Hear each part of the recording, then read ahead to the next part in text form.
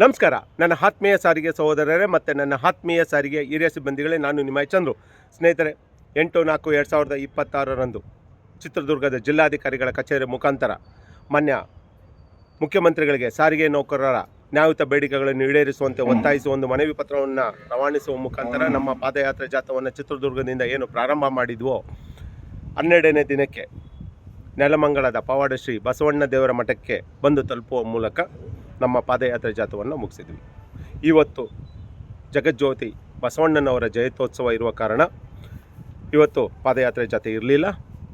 So ಇವತ್ತು ನಾವು ವಾಸ್ತವ್ಯವನ್ನು ಇಲ್ಲಿ ಬಸವಣ್ಣ ದೇವರ ಮಠದಲ್ಲೇ ಹೂಡಿದ್ದು, ನಾಳೆ ಬೆಳಗ್ಗೆ ಅಂದರೆ 21/4/2026 ಮಂಗಳವಾರ ಬೆಳಗ್ಗೆ 8 ಗಂಟೆಗೆ ಇಲ್ಲಿಂದ ಹೊರಟು, ಇಲ್ಲಿಂದ 4 ಕಿಲೋಮೀಟರ್ ಅರಶಿನಕುಂಟೆ ಸ್ಥಳದಿಂದ ಏನು ನಗರ ವ್ಯಾಪ್ತಿ ಪ್ರಾರಂಭ ಆಗುತ್ತದೋ ಅಲ್ಲಿ ಘನ ನ್ಯಾಯಾಲಯದ ಏನು ಆದೇಶದ ಮೇರೆಗೆ ಯಾವುದೇ ಜಾಥಾ ಮತ್ತು ಮೆರವಣಿಗೆ ಮಾಡೋಕ್ಕೆ ಅವಕಾಶ ಇಲ್ಲ. ಅಲ್ಲಿಂದ ಪೊಲೀಸ್ ಇಲಾಖೆಯವರು ಅವರ ವಾಹನಗಳಲ್ಲಿ ಕರ್ಕೊಂಡೋಗಿ ನಮ್ಮನ್ನು ಫ್ರೀಡಮ್ ಪಾರ್ಕಲ್ಲಿ ಬಿಡುವ ಬಗ್ಗೆ ಒಂದು ವಿಚಾರಗಳು ನಡೆದಿತ್ತು. 13ನೇ ದಿನದ ಇಂದು ಬೆಳಗ್ಗೆ ಸುಮಾರು 9:30 10 ಗಂಟೆ ಆಜುಬಾಜಿನಲ್ಲಿ ಫ್ರೀಡಮ್ ಪಾರ್ಕ್ನ ಏನು ವ್ಯಾಪ್ತಿಯಲ್ಲಿರುವ ಉಪ್ಪಾರಪೇಟೆ ಪೊಲೀಸ್ ಸ್ಟೇಷನ್ನಿಂದ ನಮ್ಮ ವಾಟ್ಸಪ್ಗೆ ಒಂದು ಪತ್ರ ಬರುತ್ತೆ. ಆ ಪತ್ರದಲ್ಲಿ ಏನು ಅನಿರ್ದಿಷ್ಟಾವಧಿ ಉಪವಾಸ ಸತ್ಯಾಗ್ರಹಕ್ಕೆ ನಾವು ಅನುಮತಿ ಮತ್ತು ಸಹಕಾರ ನಾವು ಕೋರಿದ್ದೀವೋ, ಹಲವು ಸಂಘಟನೆಗಳು ಹೋರಾಟಗಳನ್ನ ಹಮ್ಮಿಕೊಳ್ತಾ ಇರೋ ಕಾರಣ ಮತ್ತು ಘನ ನ್ಯಾಯಾಲಯದ 2022 ಏನು ಒಂದು WP ಮತ್ತು PLIನ ಕೋಟ್ ಮಾಡಿ ಸ್ಥಳಾವಕಾಶವನ್ನು ನೀಡೋಕ್ಕೆ ಒಪ್ಪುವುದಿಲ್ಲ ಅನ್ನೋ ಮಾತನ್ನ ಹಿಂಬರಹದಲ್ಲಿ ನಮೂದಿಸಿದ್ದಾರೆ. ಸ್ನೇಹಿತರೆ, ನಮ್ಮ ನ್ಯಾಯಯುತ ಬೇಡಿಕೆಗಳನ್ನ ಇನ್ಯಾವ ರೀತಿಯಲ್ಲಿ ನಾವು ಈಡೇರಿಸ್ಕೊಳ್ಳೋದು? ಮುಷ್ಕರ ಮಾಡೋಕ್ಕೆ ಹೋಗ್ತೀವಿ ಅಂದರೆ ಎಸ್ಮಾ ಕಾಯ್ದೆ ಅಂತಾರೆ, ವಜಾ ವರ್ಗಾವಣೆ ಅಮಾನತುಗಳು ಅಂತಾರೆ. ಸರಿ, ಶಾಂತಿಯುತ ಹೋರಾಟಗಳ ಮೂಲಕ ಸರ್ಕಾರದ ಗಮನ ಸೆಳೆಯುವ ಮೂಲಕ ನಮ್ಮ ಬೇಡಿಕೆಗಳನ್ನ ಈಡೇರಿಸ್ಕೋಬೇಕಂದ್ರೆ ಸರ್ಕಾರಗಳು ಈ ರೀತಿಯಲ್ಲಿ ಪೊಲೀಸ್ ಇಲಾಖೆಗಳನ್ನು ಬಳಸ್ಕೊಂಡು ಹೋರಾಟಗಳನ್ನ ಹತ್ತಿಕ್ಕೋದು ಎಷ್ಟು ಮಾತ್ರ ಸರಿ? ಸರ್ಕಾರಗಳೇ ಚುನಾವಣೆಗಳ ಪೂರ್ವ ನೀಡಿರುವ ಭರವಸೆಗಳನ್ನ ಈಡೇರಿಸಿ ಅಂತ ನಾವು ಕೇಳ್ತಾ ಇದ್ದೀವಿ. ನಮ್ಮ ನ್ಯಾಯಯುತ ಬೇಡಿಕೆಗಳನ್ನ ಈಡೇರಿಸಿ ಅಂತ ಕೇಳ್ತಾ ಇದ್ದೀವಿ, ಸವಲತ್ತುಗಳನ್ನ ಕೊಡಿ ಅಂತ ಕೇಳ್ತಾ ಇದ್ದೀವಿ, ಬೇರೆ ಏನೂ ಕೇಳ್ತಾ ಇಲ್ಲ ನಾವು. ಆದರೆ ಸರ್ಕಾರಗಳು ಈ ರೀತಿಯಲ್ಲಿ ಹೋರಾಟಗಳನ್ನ ಹತ್ತಿಕ್ಕುವಂಥ ಕ್ರಮಗಳಿಗೆ ಕೈ ಹಾಕಬಾರ್ದು ಅಂತ ನಾನು ಈ ಮೂಲಕ ಕೇಳ್ಕೊತಾ ಇದ್ದೆ. 3 ವರ್ಷದಿಂದ ತಮ್ಮ ಮುಂದೆ ನಾವು ಸತತವಾಗಿ ಶಾಂತಿಯುತವಾದ ಹೋರಾಟಗಳನ್ನ ಮಾಡ್ಕೊತಾ, ಮನವಿಗಳನ್ನ ಸಲ್ಲಿಸುತ್ತಾ, ತಮಗೆ ಅಭಿನಂದನೆಗಳನ್ನ ಸಲ್ಲಿಸ್ಕೊಂಡು ನಾವು ನಿಮ್ಮನ್ನೇ ಕಾಯ್ಕೊಂಡಿದ್ವಿ, ನಿಮ್ಮ ಮೇಲೆ ಭರವಸೆಗಳನ್ನ ಇಟ್ಕೊಂಡಿದ್ವಿ. ಆದರೆ ಸರ್ಕಾರ ನಮ್ಮ ಬೇಡಿಕೆಗಳನ್ನ ಈಡೇರಿಸುವ ಬದಲು ನಮ್ಮ ಹೋರಾಟಗಳನ್ನ ಹತ್ತಿಕ್ಕೋಕ್ಕೆ ಮುಂದಾಗಿದೆ. ಅದೇ ಇದಕ್ಕೆಲ್ಲ ನಾವು ಕೂಟ ಮತ್ತು ಒಕ್ಕೂಟದವರು ಜಗ್ಗೋರಲ್ಲ ಬಗ್ಗೋರಲ್ಲ. ಈಗಾಗಲೇ ಪೂರ್ವ ನಿರ್ಧಾರದಂತೆ ಏನು 21/4/2026 ಇಲ್ಲಿಂದ ಹೊರಟು ನಾವು ಫ್ರೀಡಮ್ ಪಾರ್ಕಲ್ಲಿ ನಮ್ಮ ಉಪವಾಸ ಸತ್ಯಾಗ್ರಹಗಳನ್ನ ಮಾಡ್ತೀವಿ. ಅದರಲ್ಲಿ ಯಾವುದೇ ಬದಲಾವಣೆಗಳು ಇಲ್ಲ.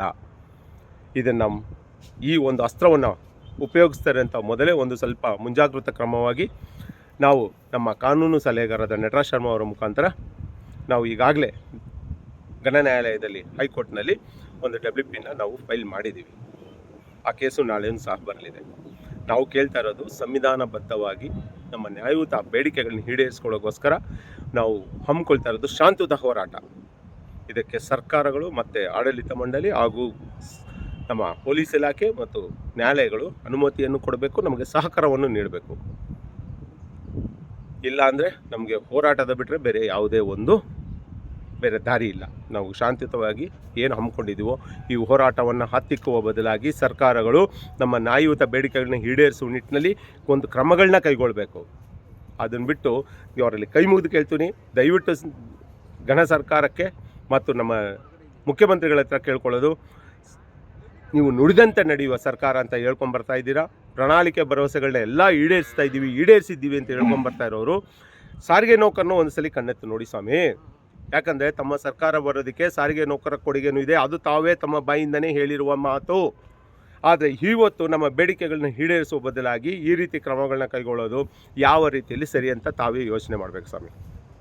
ಆದ್ದರಿಂದ ನಾವು ಯಾವುದೇ ಕಾರಣಕ್ಕೂ ಘನ ನ್ಯಾಯಾಲಯ ನಮಗೆ ಏನು ನಾವು ಒಂದು WPನ ಹಾಕಿದ್ದೀವಿ, ಅದಕ್ಕೆ ಸಂಬಂಧಪಟ್ಟಂಗೆ ನಮಗೆ ಅನುಮತಿ ಕೊಡೋವರೆಗೂ ನಾವು ಏನು ಪೊಲೀಸ್ ಇಲಾಖೆಯವರು ನಮ್ಮನ್ನು ಬಂಧಿಸಿದ್ರೂ ಸರಿ, ಇಲ್ಲ ಶಾಂತಿಯುತವಾಗಿ ನಮ್ಮ ಹೋರಾಟವನ್ನು ಮಾಡ್ಕೊಳ್ಳಿ ಅಂತ ಫ್ರೀಡಮ್ ಪಾರ್ಕಲ್ಲಿ ಬಿಟ್ಟರೂ ಸರಿ, ಎಲ್ಲಿ ಬಿಡ್ತಾರೋ ಅಲ್ಲಿ ನನ್ನ ಅನಿರ್ದಿಷ್ಟಾವಧಿ ಉಪವಾಸ ಸತ್ಯಾಗ್ರಹ ನಡೆಯುತ್ತೆ.